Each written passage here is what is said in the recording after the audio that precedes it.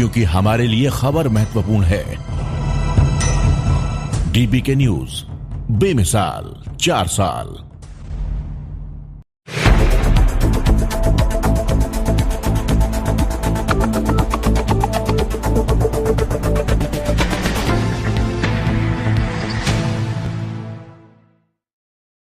झुंझुनू के उदयपुरवाटी से विधायक व सैनिक कल्याण मंत्री राजेंद्र सिंह गुड्डा ने एक बार अपने बयान से अपनी सरकार को कटघरे में खड़ा कर दिया है। साथ ही आरपीएससी पर भी बड़ा आरोप लगाते हुए कहा कि आरपीएससी के रवैये के खराब ढांचे के कारण नौकरी की आस देख रहे युवा अपनी जान दे रहे हैं। उदयपुरवाटी में पत्रकारों से बातचीत करते हुए राजेंद्र सिंह गुड्डा ने कहा कि राजस्थान का नौजवान परेशान है। उनके उदयपुरवाटी विधानसभा में 2 महीने में 30 युवाओं ने जान दे दी। सुसाइड केवल बेरोजगारी के कारण हो रहे हैं। उन्होंने कहा, हमारी सरकार चाहे बीपीएल, बुजुर्ग, दिव्यांग, बीमारों के लिए कुछ भी करे, लेकिन नौजवानों के लिए भी करना चाहिए।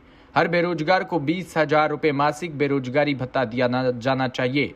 उन्होंने इस मौके पर कहा कि आरपीएससी के बारे में जो चर्चाएं हैं, रोज पेपर लीक होते हैं। आरपीएससी सदस्य और बाकी लोगों के बारे में सब जानते हैं।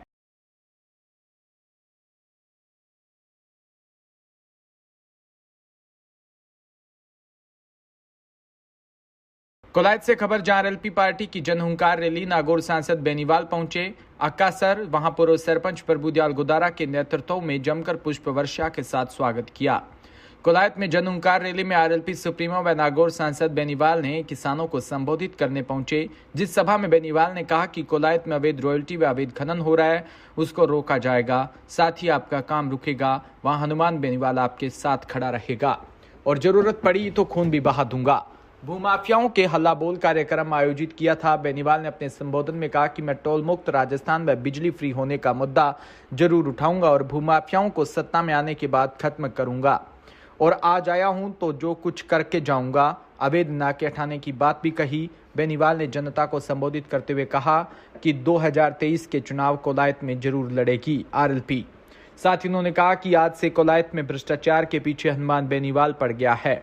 बेनीवाल ने कहा कि अवैध वसूली व अवैध खनन को लेकर यहां सही तरीके से प्रशासन के साथ बात नहीं होने की बात कहकर उन्होंने पूरा काफिला बीकानेर कलेक्ट्रेट व संभागीय आयुक्त कार्यालय के घेराव को लेकर कुछ करने की बात कही और मीडिया के साथ वार्तालाप के बाद बीकानेर रवाना हो गई। को लेके हमने यहाँ कोलायत के अंदर अवैध बजरी, सिलिका और इस तरह के नाके जो लगा रखे गुंडागर्दी कर रहे हैं, उसमें कांग्रेस के नेताओं को बड़ा समर्थन है और रॉयल्टी के अंदर यहाँ के कांग्रेस के नेताओं की पार्टनरशिप इसको लेकर आरएलपी ने बड़ा आंदोलन पहले किया था। यहाँ कोई ढंग से मुझे नहीं लगता कोई बातचीत होगी, क्योंकि हमने कई बार बातचीतें करी, सरकार को पलटते हुए देखा है।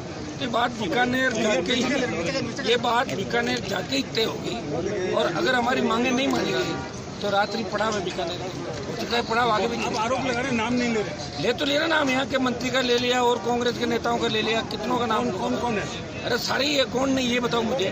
कांग्रेस के अंदर तो आधे से ज्यादा चोर मिनिस्टर बैठे हैं। सारे सीएम खुद आरोप लगा रहे हैं कि जो पैसा वापिस तो सीएम लगा रहे हैं, बीजेपी पर उन पर लगा।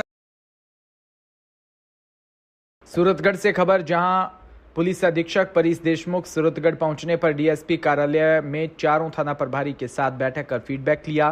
पुलिस अधीक्षक ने कहा कि नशाखोरी पर नियंत्रण करने के लिए टीम बनाकर लगातार कार्रवाई जारी है। वर्तमान में हो रही कार्रवाई की तरह लगातार कार्रवाई जारी रहने से नशे के कारोबार करने वाले पर अंकुश लगेगा। सामूहिक अपराध के अलावा हर घटना पर नियंत्रण रखने के लिए जागरूक रहकर कार्रवाई होनी चाहिए। एसपी के सिटी थाना परिसर पहुंचने पर पुलिसकर्मियों ने गार्ड ऑफ ऑनर दिया। एसपी ने थाना परिसर का निरीक्षण करते हुए थाना प्रभारी कृष्ण कुमार को आवश्यक दिशा निर्देश भी दिए। वर्ष 2022 का वृत्त कार्यालय का और थाना सूरतगढ़ का वार्षिक निरीक्षण किया गया और इस वार्षिक निरीक्षण के दौरान ही अपराध गोष्ठी का भी आयोजन कर समस्त वृत्त के थानाधिकारियों व अनुसंधान अधिकारियों की बैठक ली गई। पुराने पेंडिंग प्रकरणों का अवलोकन किया गया और ओवरऑल अपराध की दृष्टि से जो जिले में एक रणनीति बनाकर काम किया जा रहा है उसके बारे में पुनः एक बार सभी को निर्देशित किया गया और इसी के साथ साथ अब तक का जो कार्य किया गया है उसका अवलोकन कर आगे किस प्रकार से और कार्य करना है इसके बारे में विस्तृत चर्चा की गई। अब तक जो काम पाया गया है वो अच्छा है और स्टाफ की जो प्रिपेयर्डनेस है, चाहे वो कानून व्यवस्था की स्थिति से निपटने की हो, हथियारों का इस्तेमाल हो अपने बीट का ज्ञान हो, उसके बारे में भी इंटरव्यूज लिए गए हैं, उसके बारे में पता किया गया है।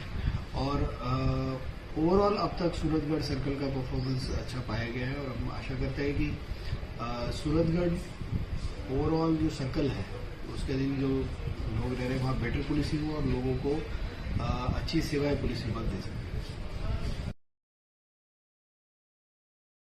जोधपुर से खबर जहां राजस्थान सरकार की ओर से सूर्या एसोसिएट की बजरी रॉयल्टी का ठेका मिलने के बाद अब उस फर्म को अनियमितताओं के खिलाफ जोधपुर में बवाल मचना शुरू हो गया। रॉयल्टी फर्म सूर्या एसोसिएट की ओर से बजरी पर ज्यादा भाव वसूलने के खिलाफ सड़कों पर उतरकर सरकार के खिलाफ जमकर नारेबाजी कर रोष प्रकट किया। बजरी सप्लाई यूनियन के अध्यक्ष राज बाबल, भवन निर्माण यूनियन के अध्यक्ष दयाराम प्रजापत की अगुवाई में भवन निर्माण से जुड़े सभी संगठनों की ओर से सैकड़ों लोगों ने गुरुवार को झालामन चौराहे से जोधपुर जिला कलेक्ट्रेट कार्यालय तक पैदल मार्च निकालकर सरकार से रॉयल्टी ठेकेदार के ठेके की जांच करने व ठेके की निरस्त कर सस्ती बजरी दिलाने का प्रस्ताव भी रखा। उसमें ये सरकार से कहना है कि मजदूरों के कम से कम 5 से 10 लाख का बीमा होना चाहिए और मजदूरों को सभी जो जितनी सुविधा है वो होनी चाहिए। आप बजरी ट्रांसपोर्ट वाले हो चाहे कमटा कारीगर हो, एक ही मांग है, जो बजरी नदी के अंदर पड़ी है उसका प्रोडक्शन नहीं बड़ी बजरी है, वो बजरी 550 टन भरी जा रही है, उसको 100 रुपये टन किया जाए, दिए जाए, क्योंकि बेरोजगारी इतनी फैल गई है। एक ठेकेदार की मोनोपोली चल रही है। एक ठेकेदार जो अंग्रेज से जो काले कानून बना के मन चाहे काम करते हैं उसी तरह ठेकेदार काम कर रहा है, इसको रोका जाए, इसमें निकाल कर जाए और जिला कलेक्टर के हाथ में पावर हो बजरी की रेटें निर्धारित करने का। ऐसे मनमानी नहीं करने दी जाए। ठेकेदार को ठेका दे दिया और मन चाहिए रेटें ले रहा है। मेरा नाम सर रामवर्धन है, मैं सर इस ट्रांसपोर्ट यूनियन से जुड़ा हुआ सर। टिब्बी से खबर जहां गुड़िया गो तस्करी, मेहरवाला लव जिहाद के बाद सूरेवाला गांव के लैंड जिहाद के मामले में मिलाकर टिब्बी क्षेत्र में कुल 3 मामलों के बाद कल पीड़ित पक्ष के साथ विश्व हिंदू परिषद बजरंग दल ने पत्रकार वार्ता की। पत्रकार वार्ता में विश्व हिंदू परिषद बजरंग दल के प्रांत सह संयोजक आशीष पारिक, जिले के 4 प्रमुख सुरेंद्र बिश्नोई, प्रखंड संगरिया के अध्यक्ष विनोद बिश्नोई, मंत्री बंसी सारस्वत, संयोजक रमेश खंदा व अन्य कार्यकर्ता उपस्थित रहे। उन्होंने बताया कि पीड़ित बुजुर्ग महिला मंजीत कौर का पति 20 वर्ष पूर्व गुजर गया था। उसके बच्चे छोटे छोटे थे। उसकी जो गांव की जमीन है उस पर सुल्तान अली व अन्य मुस्लिम लोगों ने कब्जा कर लिया।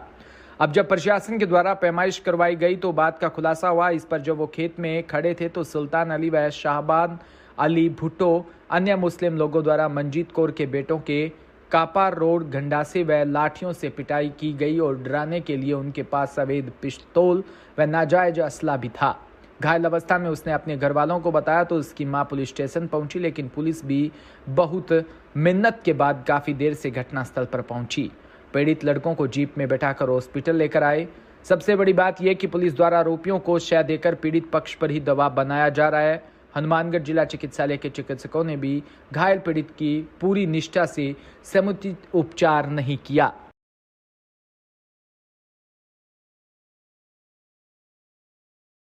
करना था, लेकिन उन्होंने वो नहीं किया। क्यों? क्योंकि पैसे मिलते हैं इनको, इसलिए उन्हीं को दबाने का प्रयास वो कर रहे हैं। प्रशासन केवल और केवल इन लोगों की कुटपुतली बना हुआ है और जब आप उनकी वीडियो और वो देखोगे आपको स्वयं दया आएगी, लेकिन पुलिस के मन में दया नहीं है। लेकिन पुलिस ये भूल रही है कि यदि आक्रोश इस सीमा तक बढ़ा तो फिर ना आप बचेंगे और ना ये जो करने वाले लोग हैं ये बचेंगे। यही आप लोगों के सामने विषय रखना था। ये आपके सामने इसलिए रखा क्योंकि ये एक घटना नहीं है, इस तरह की 3-4 घटनाएं लैंड जिहाद की हो चुकी हैं और सब में कहीं ना कहीं यही जो लोग इस केस में शामिल है यही वहां है। अब हम आपसे ये आग्रह करते हैं कि आपके द्वारा पुलिस तक ये सूचना पहुंचे। हम आज एसडीएम महोदय को ज्ञापन भी देंगे, उनको भी चेतावनी देकर के आएंगे कि आपके क्षेत्र में ये हो रहा है और जिस दिन ये आक्रोश बढ़ा उस दिन एक बड़े बवंडर का रूप लेगा। अपने बम के ढेर पर बैठे हैं और जिस दिन एक छोटी सी चिंगारी लगी उस दिन सारा फूट करके स्वाह हो जाएगा। ये प्रशासन को देखना चाहिए। इसलिए आप लोगों के माध्यम से हम आपसे आग्रह करते हैं कि इस पूरे मामले को आप उजागर करें। पुलिस की जो ये निष्क्रियता है इसके विरुद्ध आप लोग हमारी ढाल बन करके कार्य करें। हमारे समाज को आपसे अब उम्मीदें हैं, क्योंकि जब सारा तंत्र जो है पुलिस को हमने देख लिया, प्रशासन को देख लिया, अब जनता जो है वो स्वयं जाग करके और फिर बड़ा स्तर पर कुछ करेगी। उस दिन फिर आप लोगों के सामने इसलिए रखा है कि फिर आप लोग हमारे साथ लग करके इस पूरे सिस्टम को साफ करने का प्रयास करें। धन्यवाद। जय श्री। पावटा से खबर, जहां प्रागपुरा नगरपालिका क्षेत्र के कस्बे में इन दिनों चोरों के हौसले बुलंद है। चोरों ने मंगलवार देर रात प्रागपुरा कस्बे में नारायणपुर रोड स्थित इलेक्ट्रॉनिक की दुकान के बाहर चोरी की वारदात को अंजाम देते हुए थाने से महज 500 मीटर दूर और पुलिया के समीप राधेश्याम जांगिड़ की इलेक्ट्रॉनिक की दुकान के बाहर रखे 2 जनरेटरों से महंगी कॉपर कॉयल निकाल ले गए। पीड़ित दुकान मालिक राधेश्याम जांगिड़ ने बताया कि रात को यह दुकान बंद कर चला गया था। सुबह पड़ोसियों ने सूचना दी कि आपकी दुकान के बाहर सामान बिखरा हुआ पड़ा है। दुकान पर आकर देखा तो बाहर रखे 3 जनरेटर में से 2 जनरेटर की कॉपर कॉयल चोरी हो गई थी।